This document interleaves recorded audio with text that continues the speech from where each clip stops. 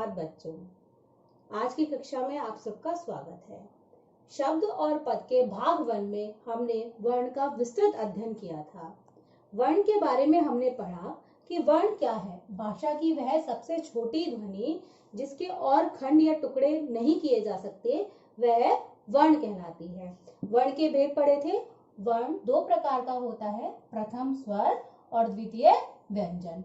हमने विस्तृत अध्ययन किया था, जिसके अंतर्गत हमने यह अध्ययन किया था कि स्वर कितने प्रकार के होते हैं, स्वर क्या होते हैं। स्वर स्वतंत्र होते हैं। स्वर 3 प्रकार के होते हैं, जिसमें हमने आपको बताया था कि ह्रस्व स्वर, दीर्घ स्वर और प्लुत स्वर, 3 प्रकार के स्वर होते हैं। इसी प्रकार हमने व्यंजन को भी 3 भागों में बांटा था।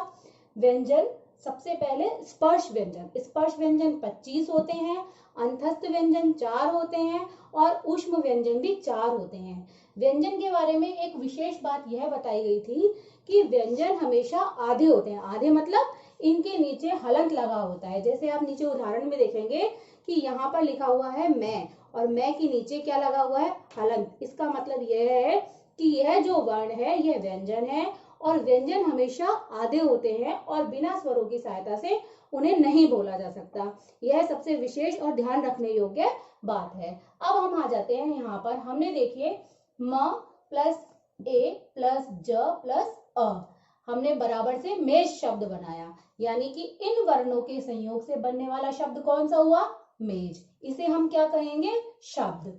यानी कि अब हम पहुंचे हैं शब्द पर। वर्णों के सार्थक समूह को शब्द कहते हैं। सार्थक, सार्थक से यहाँ क्या तात्पर्य है, सार्थक से मतलब तात्पर्य है से अर्थ, मतलब अर्थ के साथ। जो शब्द अर्थ को प्रकट करे, उस शब्द के सही अर्थ को प्रकट करे, वह शब्द सार्थक शब्द होता है।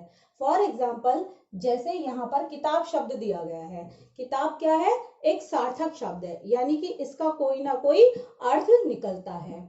हम शब्द को 2 भागों में बांटते हैं, यानी कि हम शब्द के 2 भाग कह सकते हैं कि शब्द के 2 भेद होते हैं। पहला कौन सा होता है, सार्थक, और दूसरा कौन सा होता है, निरर्थक। जैसे फॉर एग्जाम्पल हम देखेंगे कि सार्थक शब्द क्या है, मेज। यह एक सार्थक शब्द है। लेकिन यदि हम इसे लिख दे जमे, तो यह क्या है, निरर्थक शब्द है। निरर्थक शब्द यानी कि जिसका कि कोई अर्थ ही ना हो। तो इस तरीके से आपने समझा कि शब्द के कितने भेद हैं, 2 भेद। कौन कौन से, सार्थक और निरर्थक। सार्थक शब्द वे शब्द होते हैं जिनका कोई अर्थ होता है। निरर्थक शब्द वे होते हैं जिनका कि कोई अर्थ ही नहीं होता। अब हम जानेंगे शब्दों का वर्गीकरण। बच्चों, शब्दों का वर्गीकरण 4 आधारों पर किया जाता है। पहला, उत्पत्ति के आधार पर। उत्पत्ति अर्थात जन्म के आधार पर। दूसरा, रचना के आधार पर। तीसरा, प्रयोग के आधार पर। चौथा, अर्थ के आधार पर। इस प्रकार पूरे शब्दों का वर्गीकरण हमने 4 आधारों पर किया, उत्पत्ति, रचना, प्रयोग और अर्थ। शब्दों का वर्गीकरण 4 आधारों पर किया जाता है। पहला, उत्पत्ति के आधार पर शब्द के भेद। उत्पत्ति के आधार पर शब्द के 4 भेद होते हैं, 5। तत्सम, तद्भव, देशज, विदेशज। असल में ये जो 5वां भेद है, संकर शब्द, ये कभी कभी बताया जाता है और कभी कभी नहीं बताया जाता, लेकिन हम इसका विस्तृत अध्ययन कर रहे हैं, इसलिए मैं आपको ये बताना जरूरी समझूंगी कि उत्पत्ति के आधार पर शब्द के कितने भेद हैं, 5। तत्सम शब्द, तद्भव शब्द, देशज, विदेशज और संकर। तत्सम शब्द कौन से शब्द होते हैं, तत्सम शब्द मूलतः संस्कृत भाषा के शब्द होते हैं, और जब हम इन्हें हिंदी भाषा में प्रयुक्त करते हैं तो संस्कृत में जैसा लिखा जाता है वैसा की वैसा हम इन्हें हिंदी भाषा में लिखते हैं। फॉर एग्जाम्पल हम यहाँ पर लिखेंगे दुग्ध। दुग्ध, दुग्ध का अर्थ होता है दूध। तो जब हम इसे हिंदी भाषा में प्रयोग करते हैं या हम इसका वाक्य में प्रयोग करते हैं, और वाक्य में प्रयोग करते वक्त जब हम इसे यूज करते हैं, तो यह वहां पर कहलाता है तत्सम शब्द। इसका दूसरा भेद होता है तद्भव शब्द।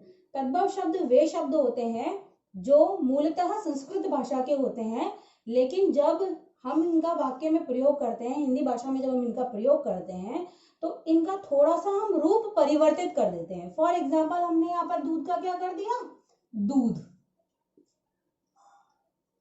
इसका अर्थ यह हुआ कि तत्सम शब्द मूलतः संस्कृत के होते हैं और हिंदी भाषा में प्रयोग करते वक्त वे एज इट इज रहते हैं, यानी ज्यों का त्यों रहते हैं और कोई परिवर्तन नहीं होता। और तद्भव शब्द मूलतः संस्कृत भाषा के होते हैं, लेकिन जब हम उन्हें हिंदी भाषा में प्रयुक्त करते हैं तो उनका थोड़ा सा रूप परिवर्तित कर देते हैं।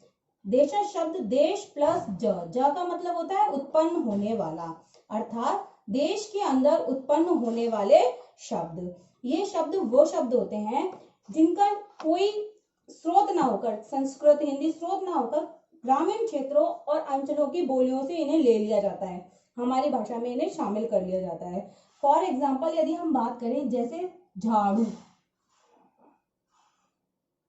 या लोटा, ऐसे शब्द जो हमने देशी बोलियों या हमारे देश में बोली जाने वाली बोलियों से लिया है।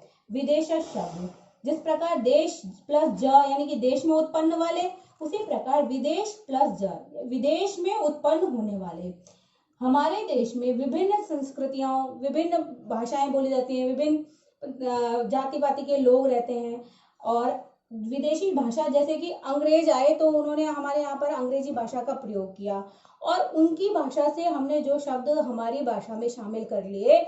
हिंदी भाषा बहुत सरल भाषा है, उसने अंग्रेजी भाषा के शब्दों को, अरबी भाषा के शब्दों को या फारसी भाषा के शब्दों को, तुर्की भाषा के शब्दों को अपने व्यवहार में शामिल कर लिया और उन्हें नाम दे दिया विदेशज, यानी कि अब वो हिंदी भाषा के शब्द कहलाते हैं, लेकिन उनका एक प्रकार है। वो कौन सा प्रकार है? विदेशज, यानी कि विदेश में उत्पन्न होने वाले शब्द। जैसे हम अपने आम जीवन में बहुत सारे ऐसे शब्द हैं जिन्हें हम प्रयोग में लाते हैं, हिंदी भाषा में प्रयोग में लाते हैं, और वो मूलतः कौन सी भाषा के हैं? दूसरी भाषाओं के। जैसे एग्जाम्पल यदि हम लें तो स्कूल, कॉलेज, हॉस्पिटल, ये बहुत सारे वर्ड्स हैं, ये बहुत सारे शब्द हैं जिन्हें हम रोजमर्रा में हमारे दैनिक जीवन में काम में लाते हैं, और असल में वो कौन सी भाषा के हैं?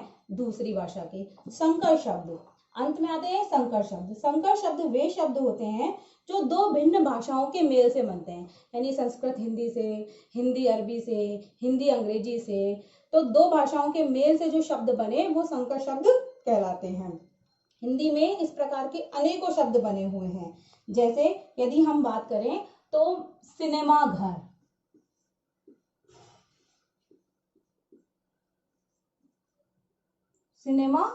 घर, टिकट घर, रेलगाड़ी आदि ऐसे बहुत से शब्द हैं जिन्हें हम अपनी भाषा में बोलते हैं, और मूलतः वह कैसे हैं? दो भाषाओं के आपसी मेल से बने हुए हैं, और दो भाषाओं के आपसी मेल से बने हुए शब्दों को हम क्या कहेंगे? संकर शब्द। इस प्रकार हमने पढ़ा उत्पत्ति के आधार पर शब्द भेद। अब हम पढ़ेंगे रचना के आधार पर शब्दों के भेद। आधार पर शब्दों के भेद। रचना के आधार पर शब्दों के तीन भेद होते हैं: रूढ़ शब्द, यौगिक शब्द, योगरूढ़ शब्द। रूढ़ शब्द वे शब्द होते हैं जो किसी विशेष अर्थ के लिए प्रचलित हो चुके हैं, जैसे कि इसके नाम से ही प्रतीत होता है रूढ़। रूढ़ का मतलब होता है रिजिड, यानी कि विशेष अर्थ के लिए प्रचलित होने वाले शब्द। जैसे पानी, पानी का यदि जब हम नाम लेते हैं तो पानी की एक पिक्चर हमारे दिमाग में क्रिएट हो जाती है, इसका मतलब कि यह शब्द रूढ़ हो चुका है एक विशेष अर्थ के लिए। दूसरा इसकी पहचान ये है कि जब हम इसके खंड करते हैं तो इनके जो खंड होते हैं, टुकड़े करते हैं, वो सार्थक नहीं हो सकते। जैसे पा प्लस नी, पा का कोई अर्थ नहीं है और नी का कोई अर्थ नहीं है। इसी प्रकार शीशा, शीशा मतलब मिरर। यदि हम बात करें शीशा तो हमारे सामने किसकी इमेज आ जाती है? शीशे की। लेकिन यदि हम इसके टुकड़े करना चाहें तो इसके सार्थक टुकड़े नहीं हो सकते। नेक्स्ट है यौगिक शब्द। यौगिक शब्द वे शब्द होते हैं जो दो शब्दों के मेल से बनते हैं, और इनका खंड करने पर हर शब्द का अपना एक अलग मतलब होता है, और जब हम इनका योग कर देते हैं, इनका मेल कर देते हैं, तो एक जो शब्द बनता है उसका भी एक अलग अर्थ होता है। जैसे फॉर एग्जाम्पल पाठ प्लस शाला, पाठशाला। उदाहरण के लिए हम रसोई घर, ऐसे आदि बहुत सारे शब्द हैं जो यौगिक शब्दों से बनते हैं, यौगिक शब्द होते हैं। तीसरा है योगरूढ़ शब्द। योगरूढ़ शब्द मूलतः यौगिक शब्द ही होते हैं, लेकिन ऐसे यौगिक शब्द जिनका अर्थ किसी विशेष अर्थ के लिए प्रचलित हो चुका है। जैसे फॉर एग्जाम्पल, उदाहरण के लिए हम देखेंगे कि चक्रधर। चक्र का मतलब होता है चक्र, धर का मतलब होता है धारण करने वाला। कौन है चक्र को धारण करने वाला? भगवान श्री कृष्ण। अर्थात चक्र किसने धारण किया हुआ है? भगवान श्री कृष्ण ने धारण किया है। यानी विशेष अर्थ के लिए जो प्रचलित होते हैं वे यौगिक शब्द योगरूढ़ कहलाते हैं। इस प्रकार हमने रचना के आधार पर शब्द भेद पढ़े। अब हम पढ़ेंगे प्रयोग के आधार पर शब्द भेद। प्रयोग के आधार पर शब्द दो प्रकार के होते हैं, विकारी शब्द और अविकारी शब्द। आप ये सोचेंगे मैंने यहाँ पर उदाहरण क्यों नहीं लिखा? विकारी शब्द में प्रयुक्त होते हैं संज्ञा, सर्वनाम, क्रिया, विशेषण। और अविकारी शब्द में, अविकारी शब्द को हम अव्यय भी कहते हैं। अव्यय 4 प्रकार के होते हैं, या फिर हम कह सकते हैं कि अविकारी शब्द 4 प्रकार के होते हैं। विकारी का जैसे कि नाम से पता चल रहा है, विकारी मतलब, विकार का मतलब होता है परिवर्तन। वे शब्द जिनमें हम परिवर्तन ला सकते हैं, यानी कि हम उनका रूप चेंज कर सकते हैं। फॉर एग्जाम्पल हम लिंग बदल सकते हैं। इसी प्रकार हम संज्ञा शब्दों को भाववाचक संज्ञा में परिवर्तित कर सकते हैं, जातिवाचक संज्ञा में परिवर्तित कर सकते हैं। तो वे शब्द जिनका रूप परिवर्तित हो सके वह विकारी शब्द कहलाते हैं। और अविकारी का मतलब होता है अविकारी, यानी जिनमें विकार उत्पन्न ना हो सके, यानी उनका रूप जो है वो परिवर्तित ना हो सके, वे कौन से शब्द कहलाते हैं? वह अविकारी शब्द कहलाते हैं। ये इनका हम विस्तृत अध्ययन आगे पद के अंतर्गत करेंगे। आधार पर शब्द भेद। अर्थ के आधार पर शब्द अनेक प्रकार के हो सकते हैं, जैसे आपके सामने लिखे हुए हैं। पहला होता है विलोम शब्द। विलोम शब्द वे शब्द होते हैं जो विपरीत अर्थ बताते हैं, जैसे लाभ का हानि, शुभ का अशुभ। ऐसे पर्यायवाची वे शब्द होते हैं जो एक शब्द के कई मतलब निकल, जैसे चांद को हम चंद्रमा भी कहते हैं, और चांद को हम राकेश भी कहते हैं। अनेकार्थी, एक शब्द जिसके अनेक अर्थ निकले। फॉर एग्जाम्पल हम देखें उत्तर, उत्तर शब्द के 2 अर्थ निकलते हैं। उत्तर हम दिशा को भी कहते हैं और उत्तर हम जवाब को भी कहते हैं।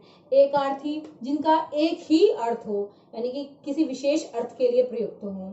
समरूपी, समान, जिनका रूप बिल्कुल समान हो लेकिन अर्थ थोड़ा सा जो अर्थ हो वो थोड़ा भिन्न हो। इसी तरीके से श्रुति सम भिन्नार्थक शब्द, सुनने में जो है शब्द वो एक जैसे लगे लेकिन जो अर्थ हो वो भिन्न हो। जैसे आचार, आचार का मतलब एक खाने वाला आचार होता है और एक आचार व्यवहार होता है। इसी तरीके से अनेक शब्दों के लिए एक शब्द, यानी कि एक सेंटेंस, एक वाक्यांश जिसके लिए एक शब्द का हम प्रयोग करें। जैसे छोटे भाई के लिए बोला जाता है अनुज, और बड़े भाई के लिए जो शब्द प्रयुक्त किया जाता है वह अग्रज। तो इस तरीके से आज हमने शब्दों का वर्गीकरण का विस्तृत अध्ययन किया। अब हमारे नेक्स्ट वीडियो में हम पद और पद के प्रकार के बारे में पढ़ेंगे। लेकिन जब शब्द और पद की बात हो रही है तो मैंने अभी तक आपने ये समझा कि शब्द क्या होते हैं? शब्द वर्णों के सार्थक समूह को कहा जाता है। तो वो शब्द मैंने आपको बताया, जैसे फॉर एग्जाम्पल हमने बताया था कि किताब, किताब एक शब्द है, लेकिन शब्द पद कब बन जाता है? जब यह किताब शब्द वाक्य में प्रयुक्त हो जाता है तब वह शब्द पद बन जाता है। फॉर एग्जाम्पल यदि हम यहाँ पर लिखें किताब मेज पर रखी है, यहां हमने देखा कि किताब यहाँ पर स्वतंत्र प्रयुक्त है। इसका मतलब यहाँ पर किताब क्या है? एक शब्द है। लेकिन जैसे ही हमने किताब शब्द का सेंटेंस में यानी वाक्य में प्रयोग किया तो यहाँ पर यह शब्द न रहकर यह शब्द पद बन गया। इस प्रकार पद की परिभाषा हुई कि शब्द जब वाक्य में प्रयोग हो जाते हैं व्याकरणिक नियमों में, व्याकरण के नियमों में बनकर जब शब्दों का प्रयोग वाक्य में किया जाता है तब वे पद बन जाते हैं। हम अपने अगले भाग में पद का विस्तृत अध्ययन करेंगे।